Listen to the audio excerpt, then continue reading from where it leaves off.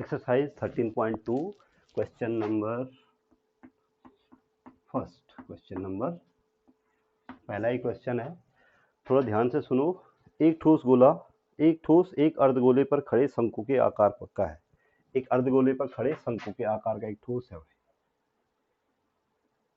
ये शंकु है और ये किस पे खड़ा है? किस पे खड़ा है? अर्धगोले पे खड़ा है, जिनकी त्रिज्याएं 1 सेंटीमीटर है तथा शंकु की ऊंचाई उसकी त्रिज्या के बराबर है। इसकी त्रिज्या कितनी है? 1 सेंटीमीटर। और जो शंकु की जो ऊंचाई है वो भी कितनी है? 1 सेंटीमीटर। त्रिज्या भी कितनी है? 1 सेंटीमीटर। ठीक है। इस ठोस का आयतन पाई के पदों में निकालो। इसका क्या निकालना है? पूरे का आयतन निकालना है। ठीक है।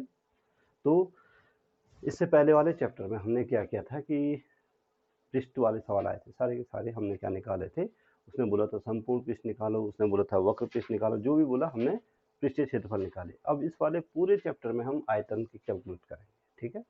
अब देखो, आपको जो दिया है पहले वो लिखोगे आप। दिया है, एक चित्र जरूर बनाना है। देखो, चित्र से जो है आधा सवाल समझ में आ जाता है क्या क्या हो रहा है, क्या बोलना चाह रहा है। उसने कहा एक ठोस एक शंकु के आकार का है जो कि अर्धगोले पर खड़ा है। ठीक है। चित्रानुसार अर्धगोले पर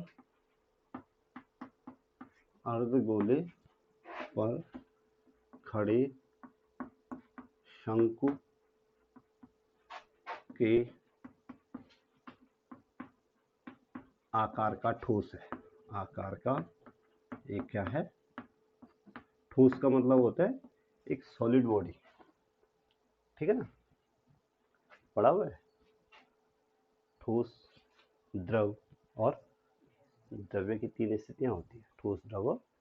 तो वैसे ये ठोस है। ठीक है। जैसे प्लास्टिक की चेयर ठोस है, जैसी अलमारी की लकड़ी क्या है, जैसी चौक क्या है, ठोस।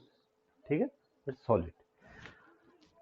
और शंकु कहा गया है आपको, शंकु और अर्धगोले की जो त्रिज्या है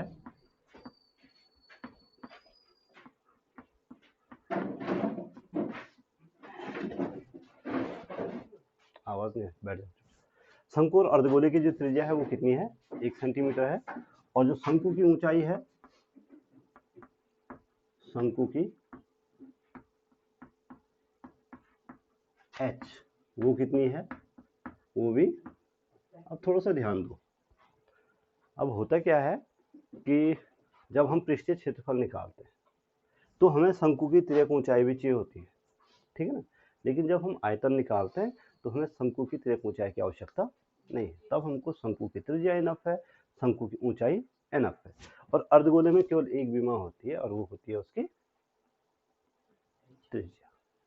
और शंकु की जो अर्धगोले की जो त्रिज्या है उसी को उसकी ऊंचाई भी कहा जाता है। ये जो हाइट है वो उसकी त्रिज्या के बराबर होती है। ठीक है।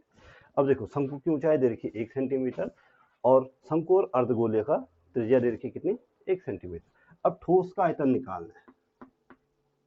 ठोस का आपको क्या करना है? निकालना है इस पूरे ठोस का आयतन। अब जो ठोस है भाई वो दो चीजों से मिलकर बना हुआ है, एक अर्धगोला है नीचे से, ऊपर से क्या है? शंकु है। आप उल्टा कर दो तो ऊपर अर्धगोला हो जाएगा, नीचे क्या हो जाएगा?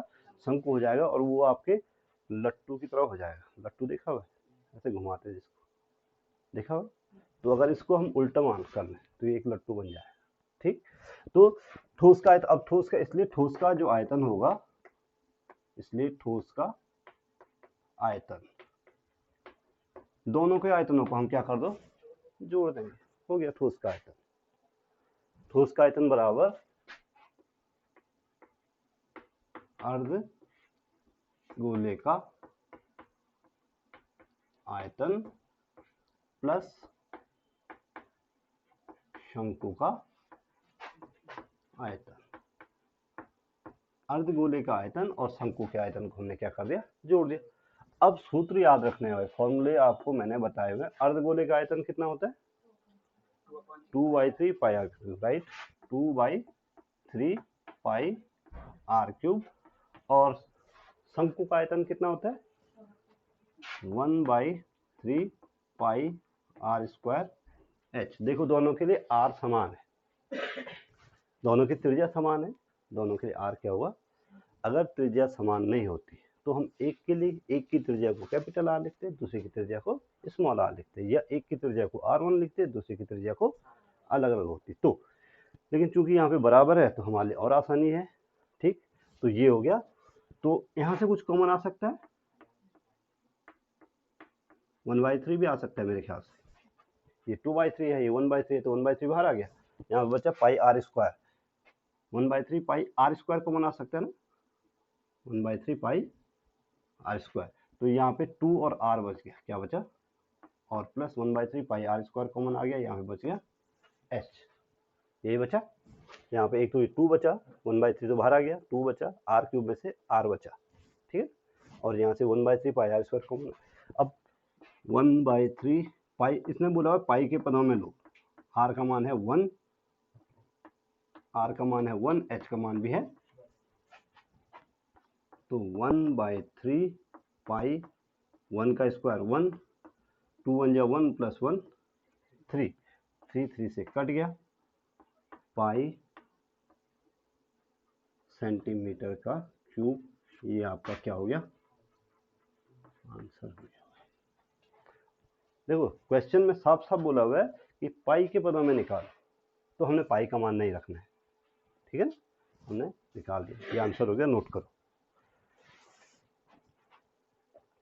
और कोशिश करो